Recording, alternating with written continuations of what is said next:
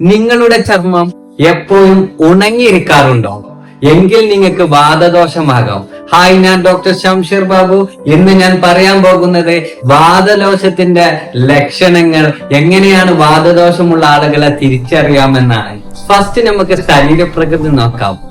മെലിഞ്ഞതും ഭാരം കൂടാൻ പ്രയാസമുള്ള ശരീരപ്രകൃതി ഉള്ളവർ, വരണ്ട ചർമ്മമുള്ളതും പെട്ടെന്ന് ചുളിവുകൾ വീഴാൻ സാധ്യതയുള്ള ചർമ്മമുള്ളവർക്കും, വേഗത്ത് സംസാരിക്കുന്നവനും എപ്പോഴും ഉത്കണ്ഠ, അതായത് ആൻസൈറ്റി ഉള്ളവനും വേഗം മറന്നു പോകുന്നതുമായ ആളുകളെ വാതപ്രകൃതിക്കാരെന്ന് പറയുന്നു. ക്രമരഹിതമായ വിശപ്പും ഗ്യാസ്ട്രിക് പ്രോബ്ലവും മലബന്ധവും ഉള്ളവരായിരിക്കും. സന്ധികളിൽ നിന്നും ശബ്ദം കേൾക്കുക, അതുപോലെ തന്നെ തണുപ്പ് സഹിക്കാൻ കഴിയാത്ത അവസ്ഥയും ഉള്ളവരായിരിക്കും വാതപ്രകൃതിക്കാർ.